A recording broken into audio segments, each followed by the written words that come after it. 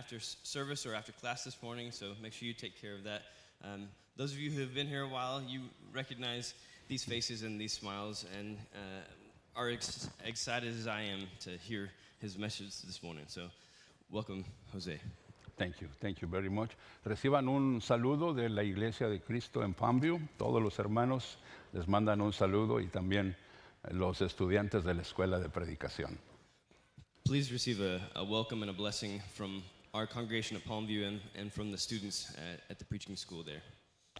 Gracias por todo su apoyo y gracias por la invitación de estar aquí. Thank you for all of your support and thank you for the invitation to be here with you this morning. Esta reflexión que voy a presentar ahora ante ustedes se titula Combatiendo unánimes por la fe del Evangelio y como subtítulo En nada intimidados por los que se oponen. This message this morning is titled Fighting as One for the Faith of the Gospel, and that we would not be intimidated by those who oppose us. Esto surge de la carta a los Filipenses capítulo 1 versículos 27 y 28 a los cuales voy a dar lectura. Dice así: solamente que os comportéis como es digno del Evangelio de Cristo, para que o sea que vaya a veros o que esté ausente, oiga de vosotros que estáis firmes en un mismo espíritu, combatiendo unánimes por la fe del Evangelio y en nada intimidados por los que se oponen, que para ellos ciertamente es indicio de perdición, mas para vosotros de salvación, y esto de Dios. This brings us to Philippians chapter 1 verse 27 that says, whatever happens, conduct yourself in a manner worthy of the gospel of Christ. Then whether I come and see you or only hear about you in my absence, I will know that you stand firm in the Spirit, striving together as one for the faith of the gospel. Verse 28 continues, without being frightened in any way by those who oppose you. This is a sign to them that they will be destroyed, but that you will be saved, and that by God. Debido a los acontecimientos ocurridos recientemente en diversas partes del mundo, algunos grupos religiosos y también algunos cristianos se sienten intranquilos, se sienten temerosos ante la situación que enfrentamos actualmente.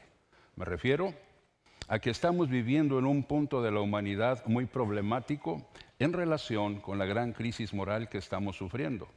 Personas de diferentes tipos de ideologías pugnan con gran vehemencia por imponer sus conceptos en la sociedad con la intención de establecerlos, esa forma distorsionada de pensar, quieren establecer esto globalmente. There have been a lot of events recently here and around the world among some religious groups, also among some Christians, and it's made them feel uneasy and fearful about the situation we're currently facing.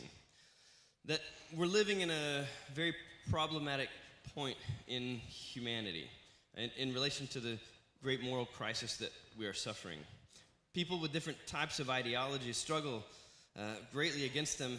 Some people are trying to impose their ideas on society, trying to establish a distorted perception around the globe.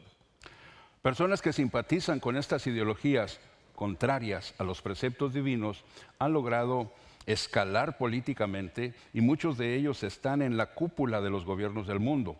Por lo tanto, en muchos países que en antaño jamás hubieran estado abiertamente de acuerdo con esta degradación moral, hoy sus actuales legisladores aprueban leyes que protegen tales corrientes de pensamiento y además legislan para penalizar a los que no estamos de acuerdo con ellos. Asimismo, decretan leyes que favorecen la propagación, adoctrinamiento y enseñanza de estas ideas nocivas a las nuevas generaciones.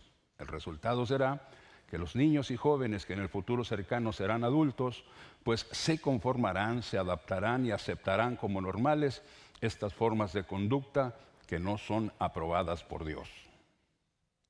People with different types of ideology struggle to impose their ideas on us, but people who sympathize with these ideologies that are contrary to God's divine precepts have managed to climb politically to some of the highest parts of the world's government. And in many countries that in the past would never have openly agreed with this kind of moral degradation. Today, their current lawmakers are passing laws that protect some of these kinds of thinking. They pass legislation and penalize some people who don't agree with them. Likewise, they decree laws that favor the furthering of these ideas and passing them and pushing them on to new generations. The result is that many children and young people who in the near future will be adults will conform, will adapt and accept as normal these forms of behaviors that are not approved by God. Tales ideas descompuestas surgen de mentes envanecidas y corazones entenebrecidos, como dice el apóstol Pablo cuando escribe la carta a los Romanos, capítulo 1, verso 21. Al estudiar la palabra de Dios, nos percatamos que esto no es nada nuevo. Nos damos cuenta de que la humanidad siempre ha estado perdida en tinieblas, bajo la potestad de Satanás, desde la caída de Adán, como dice Pablo en el capítulo 5 de su carta a los Romanos. Such corrupted ideas arise from selfish minds, from darkened hearts. As when the Apostle Paul says, when he writes the letter in Romans chapter 1, verse 21, when studying the Word of God, we realize that this is nothing new. We realize that humanity has always been lost, always been in the dark, under the power of Satan since the fall of Adam, as Paul says in chapter 5 in Romans. Ahora bien, en esta época en que vivimos, contamos con un gran avance tecnológico en las comunicaciones a nivel mundial. Más del 67% de la población en el planeta tiene acceso a Internet y a las redes sociales.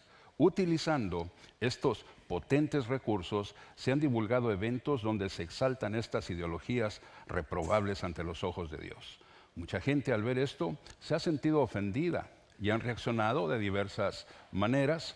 Incluso algunos han llegado al extremo de proferir fuertes amenazas hacia las personas que han participado en estos eventos. Now, in this age in which we live, we have had a great technological advance. We are able to communicate with everyone worldwide. 67% of the population on the planet has access to the internet, to social networks.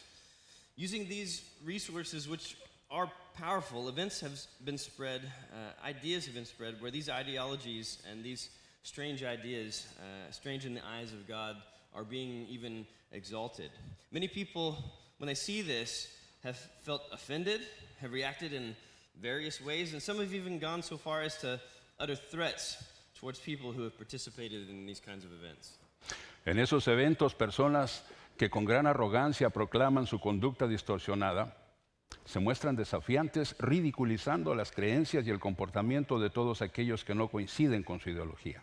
Es por eso que algunos han expresado su descontento en forma tan drástica y violenta. Actuar de esa forma no es recomendable. Las reacciones de crítica severa, el sentirse ofendidos, humillados, sorprendidos, el hacer manifestaciones públicas portando pancartas de protesta como estandarte contra estas ideologías reprobables delante de Dios, tal vez tengan su momento, tal vez tengan su espacio. Sin embargo, carecen de efectividad. Creo que difícilmente este tipo de acciones tengan el poder suficiente para hacer cambiar a una sola de esas personas. Tampoco creo que ese tipo de acciones sean suficientemente efectivas para hacer que los miembros de la iglesia permanezcan firmes en la fe. In these events, people who are arrogantly proclaiming this distorted message, that are proclaiming these distorted behaviors, they're defiant, ridiculing the beliefs and behavior of those who don't agree with their ideology. That's why some have expressed their frustration in a drastic, sometimes even violent way. But acting in this way is not what we are to do. Reactions of severe criticism, feeling offended, humiliated, surprised, having public demonstrations, carrying protest banners as a standard against these reprehensible ideologies before God maybe have their time and place, but they're ineffective. I think that this type of action is unlikely to have enough power to change even one of these people. I also don't think that this type of action is effective enough to make the members of the church remain firm in the faith. Ante todo esto, Algunos llegan a sentirse frustrados e impotentes para contrarrestar o combatir esta creciente corrupción moral. Y claro que estaremos frustrados si combatimos con nuestras propias fuerzas, con nuestra propia sabiduría. Claro que estaremos frustrados si queremos combatir al mundo imitando al mundo, utilizando sus técnicas y procedimientos. Claro que estaremos frustrados si olvidamos que nuestra victoria reside en el poder de Dios. First of all, some people feel frustrated and powerless to counteract or combat this growing moral corruption. And of course we're frustrated if we fight with our own strength and our own wisdom. Of course we're frustrated if we want to fight the world by imitating the world, using its techniques and its habits. Of course we're going to be frustrated if we forget that our victory lies in the power of God. La actitud de la Iglesia de Cristo en esta época debe ser conforme a la palabra de Dios, conforme al mandamiento de Cristo, tal y como lo hizo la iglesia del primer siglo, tal y como lo hizo el apóstol Pablo, tal y como lo hicieron los demás apóstoles y discípulos. Ellos vivieron en la época del Imperio Romano, con una fuerte influencia de la cultura griega, con sus múltiples deidades a quienes se les rendía culto con prácticas obscenas y lascivas. Ese es el medio, ese es el entorno donde se predicó el Evangelio de Cristo a un mundo hundido en tinieblas. Juan dice que la luz vino al mundo y los hombres amaron más las tinieblas que la luz. The attitude of the church, our attitude in this age, must be in accordance with the Word of God, in accordance with the commands from Christ, just as the church of the first century did, just as the Apostle Paul and the other apostles and disciples did. They lived in the time of the Roman Empire with a strong influence of Greek culture, with its multiple deities who were worshipped, with obscene practices and obscene acts. It is in this environment that the gospel of Christ was preached to a world immersed in darkness. John said that the light came into the world and men loved the darkness more than they loved the light. Tinieblas es una palabra que se usa en el Nuevo Testamento, entre otros usos, para indicar la ignorancia espiritual de la humanidad y por lo tanto la maldad de sus obras bajo la influencia de las huestes espirituales de maldad. Esto lo vemos cuando Pablo declara el objetivo de su misión al testificar. Cristo le dijo cuál era el objetivo de su misión. Cristo le dijo cuál era la condición de la gente en ese tiempo y qué es lo que iba a hacer. En Hechos capítulo 26, el verso 18 dice de esta manera: ¿cuál era la misión de Pablo? Para que abra sus ojos, para que se conviertan de las tinieblas a la luz y de la potestad de Satanás a Dios, para que reciban por la fe que es en mí perdón de pecados y herencia entre los santificados. Hoy el mundo todavía necesita el amor de Dios. Necesita abrir sus ojos, necesita convertirse de las tinieblas a la luz y de la potestad de Satanás a Dios. Hoy el mundo todavía necesita el perdón de pecados por la fe en Cristo, y anunciar ese mensaje de amor a este mundo en tinieblas es nuestro deber y es nuestro privilegio. Darkness is a word often used in the New Testament to indicate the spiritual ignorance of all mankind. And their the evilness of their works, under the influence of spiritual forces of evil. We see this when Paul declares the objective of his mission when testifying before Agrippa. Christ told him what the objective of his mission was and what the condition of the people was at the time. Jesus told Paul to go to, in Acts 26:18, to open their eyes and turn them from darkness to light, and from the power of Satan to God, so that they may receive the forgiveness of sins and a place among those who are sanctified. Today, the world still needs the love of God. It needs to open its eyes. It needs to convert from darkness to light and from the power of Satan to God. Today, the world still needs the forgiveness of sins through faith in Christ. Announcing that message of love to this dark world is our duty and our privilege. Desde 1901 hasta este 2024, algunos sociólogos y otro tipo de especialistas han clasificado a la humanidad en por lo menos 7 generaciones, a las cuales han nombrado de diferentes maneras. Se dice que cada generación tiene cierto tipo de comportamiento de acuerdo a su propia época y por lo tanto hay abismos generacionales que dificultan la comunicación entre unos y otros. From 1901 until this year, 2024, some sociologists, some other types of specialists have classified humanity into at least 7 generations, which they have named in various ways. And it is said that each generation has a certain type of behavior according to its own time, and therefore there are generational gaps that make communication between each other difficult. De acuerdo a esta premisa, se suponía que era necesario adaptar el Evangelio a cada una de estas generaciones. Esto llegó a preocuparme un poco y preocupado por ser yo más eficaz al predicar el Evangelio a un mundo moderno, me quise actualizar. Y compré varios libros con títulos bien sugestivos, algo así como Predicando a un mundo moderno o Mensajes eficaces para los millennials. Quiero decir que me frustré porque no entendí nada. And so I was thinking, according to this, it was supposed to be necessary to adapt the gospel message to each of the new generations. So it got me a little worried, and I was trying to be more effective in preaching the gospel to the modern world. I wanted to update myself. So I bought several books with titles that were appropriate for each generation, some things like Preaching to a Modern World or Effective Messages to Millennials. But what I will say is I was frustrated because I understood almost nothing.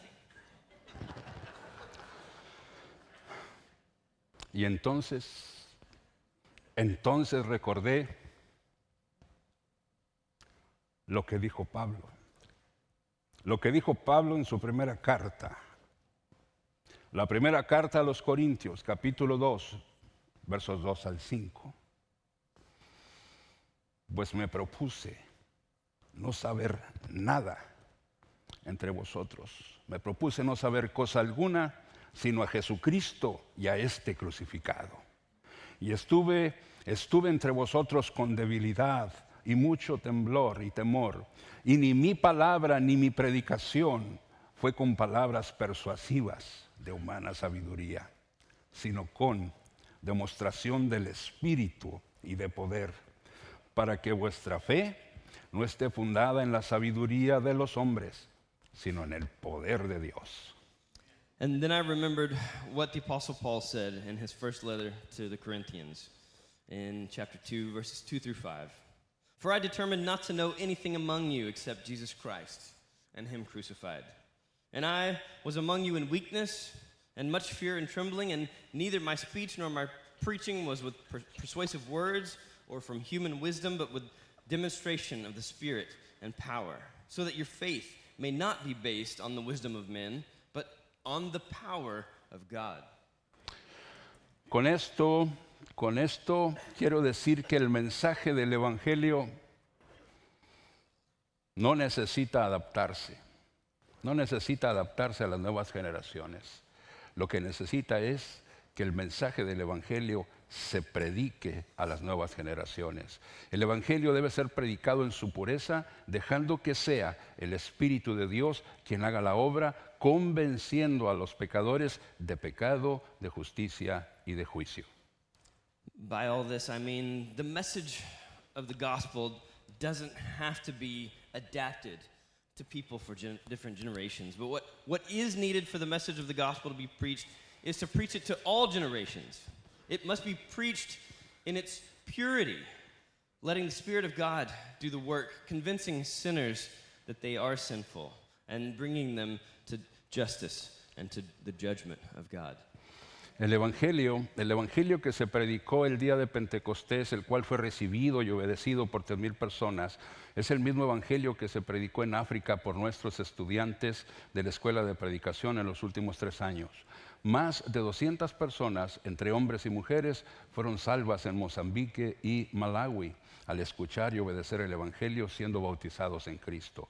Ese mismo evangelio ha sido predicado en nuestra congregación y gracias a Dios, en los últimos 10 meses, 9 personas de diferentes edades creyeron, obedecieron y fueron bautizadas en Cristo. El mayor de los que se bautizaron se llama Pablo y tiene 84 años de edad. 84 años de edad. El menor se llama Cristian, tiene 13 años. El mismo evangelio fue predicado sin hacer ningún cambio o adaptación y fue entendido, recibido y obedecido por gente de diferentes generaciones. The gospel that was preached on the day of Pentecost, which was received and obeyed by 3,000 people, is the same gospel that was preached in Africa by our students in the preaching school over the last 3 years. More than 200 people, men, women, were saved in Mozambique and Malawi by hearing and obeying the gospel, by being baptized into Christ. That same gospel has been preached in our congregation, thank God, in the last 10 months, and 9 people of different ages were baptized. The oldest is a man named Pablo, 84 years old. Youngest is a young man named Christian, 13. The same gospel was preached to them without making any changes or adaptations, and it was understood, it was received, and it was obeyed by people of different generations. La Iglesia de Cristo permanecerá victoriosa predicando el mensaje de salvación porque mayor es el que está en nosotros que el que está en el mundo. Así lo dice el apóstol Juan en su primera carta. Y el mismo Jesús dijo que las puertas del Hades no prevalecerán en contra de su iglesia. The Church of Christ has proclaimed the kingdom of God in all ages, from its beginning until today, and will continue to do so until the Lord comes. Despite persecution, despite all who oppose it, the Church of Christ will remain victorious, preaching the message of salvation because He is greater than those who are in the world. That's what John said in his first letter. And Jesus himself said that the gates of Hades cannot prevail against his church. La iglesia de Cristo debe predicar el evangelio a pesar de la oposición. No podemos negar que el mundo perverso tiene poder con sus líderes situados en posiciones gubernamentales estratégicas y los medios de comunicación que manipulan a la sociedad propagando su distorsionada visión. Nosotros debemos continuar predicando la doctrina de Cristo, confiando que Cristo aún tiene toda la autoridad, como lo dijo allá Mateo en su capítulo 28, verso 18 en adelante. La autoridad de Cristo no fue temporal. La autoridad de Cristo no tiene caducidad.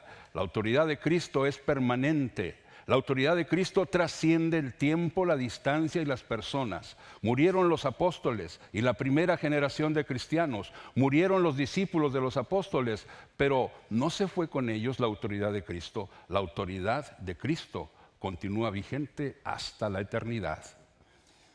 The Church of Christ must preach the gospel despite the opposition.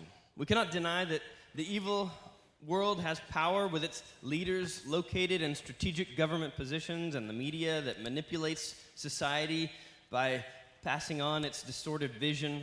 But we must continue to preach the doctrine of Christ, trusting that Christ still has all authority, as it says in Matthew 28, 18 through 20. It says, Christ's authority is not temporary.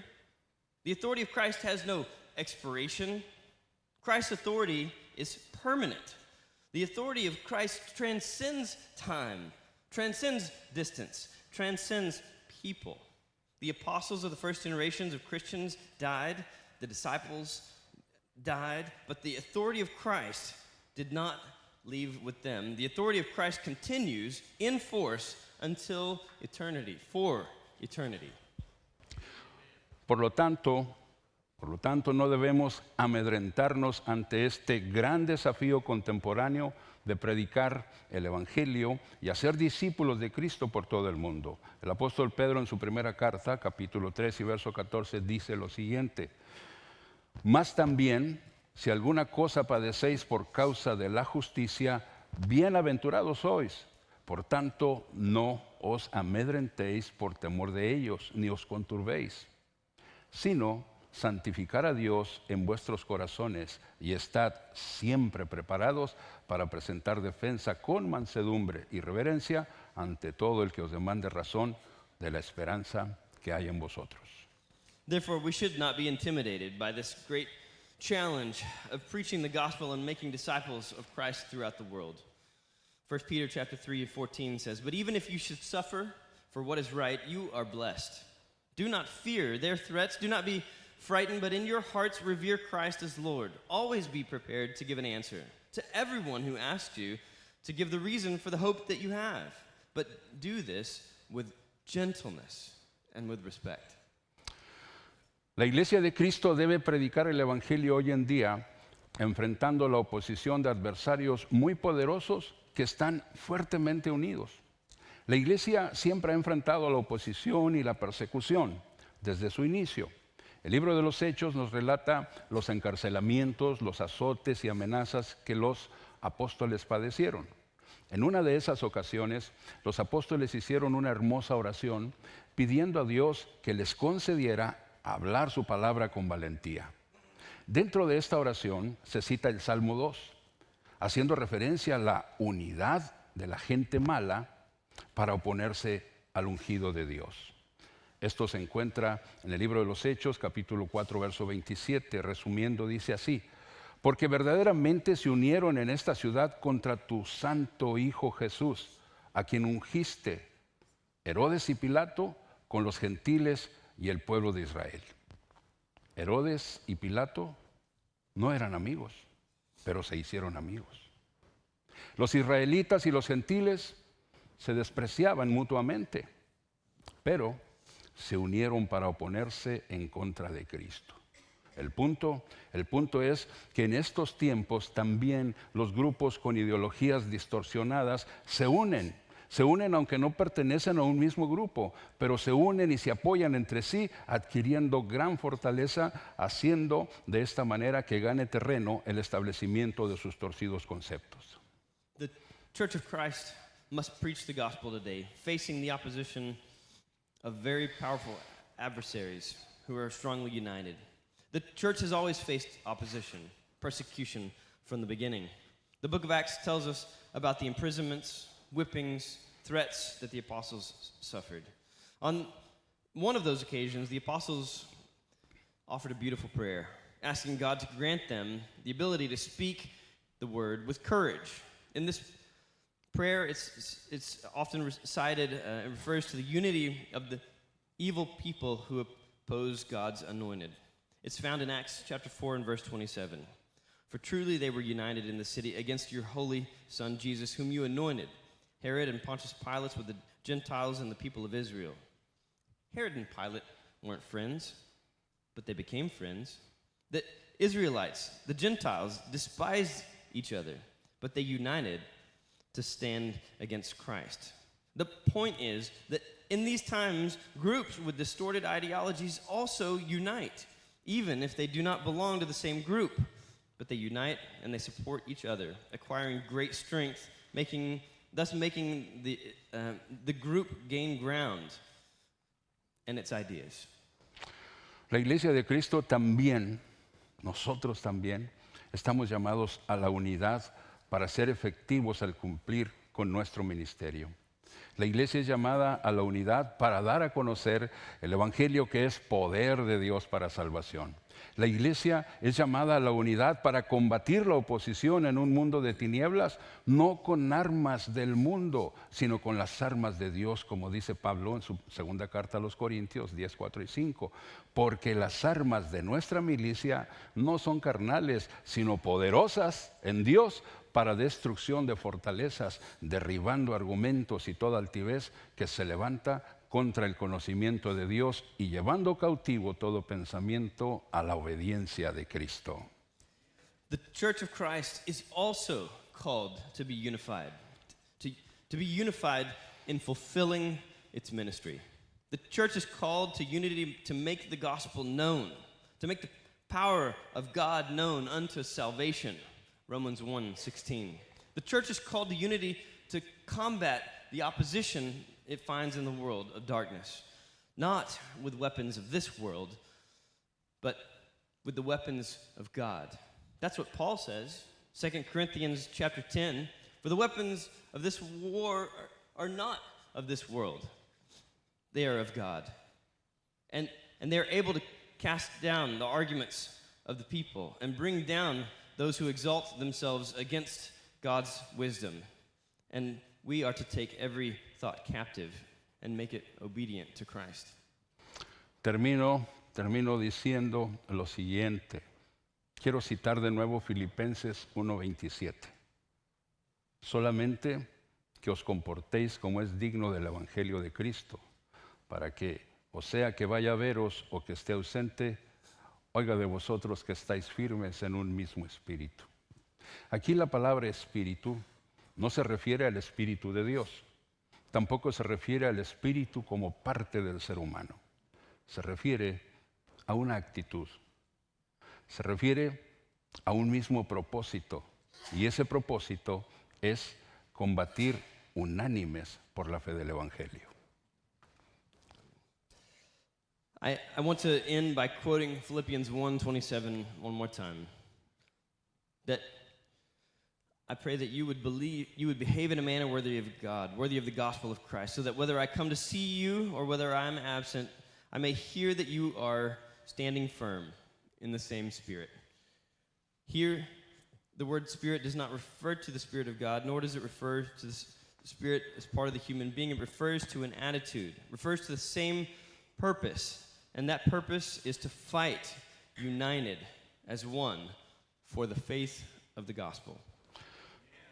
Amada Alpine Church of Christ, mi familia y yo estamos sumamente agradecidos con Dios por permitirnos el privilegio de combatir junto con ustedes por la fe del Evangelio de Cristo durante más de 20 años. Y después de todo este tiempo, quiero decir que nosotros todavía respondemos al llamado para predicar el Evangelio de Cristo diciendo, heme aquí, envíame a mí. Muchas gracias, Dios los bendiga. My dear beloved Alpine, my family and I are extremely grateful to God for allowing us the privilege of fighting alongside you for the faith of the gospel of Christ for more than 20 years. And after all this time, I want to say that we will still respond to the call to preach the gospel of Christ. We will say, here we are, send us. Thank you very, very much, and God bless you. God bless you. Thank you. Gracias. Gracias, hermano. Dios te bendiga. Muchas gracias, hermano.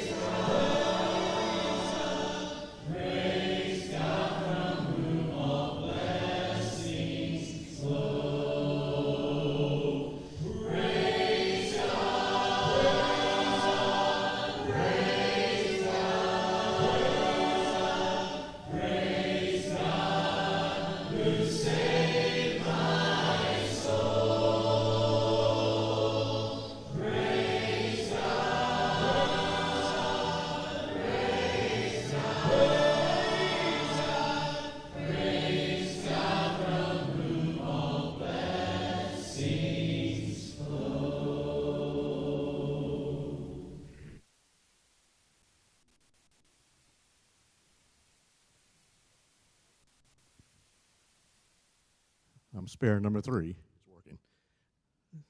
Thank you, Jose and Mary Lou. It's great to see you. I mean, it just brings joy to my soul to see y'all here. It's we know all the hard work you're doing in the valley, but it's just seeing you. It's just wonderful. I thank you, Jose, for preaching the gospel to your community. I thank you for doing what we're trying to do here, and that is making and growing disciples. I thank you for teaching others, too. So you're multiplying your ministry by teaching others to go out and preach the gospel, and what great results we're seeing from that. So thank you so much. Thank you for your message. And so let's close with prayer, and thank you. Father, what a wonderful day it is to be here with you, to hear your word preached by Jose, to remember the spiritual battle that's going on among us, how we love our friends, we love our family, we love our neighbors, but there's a word to be preached, there's souls to be saved, and you have enabled Jose and his family to work where they are. And I pray, Father, that you would help us with that same encouragement, with that same boldness, to open our mouths to speak your word, to live a life that's worthy of Jesus. I pray, Father, that you would just enable us to do what you want us to do, and I know you are. Obviously, your spirit is within Jose. It's within us. You empower us to do whatever you need us to do. So make us witnesses for our community, and that way we may be able to show others how we should live, and how we should know you, and how we should glorify you. Father, what a wonderful privilege it is to do that, and thank you for helping us partner with the Gabellos too in the work they're doing. And so for our church family, we love them, we love you, and we just ask you to be with us as we live out our lives for you. Thank you so much for Jesus. In his name we pray. Amen. Hey, how you doing, man? Hey, fine. Good. Except number 3. Good job.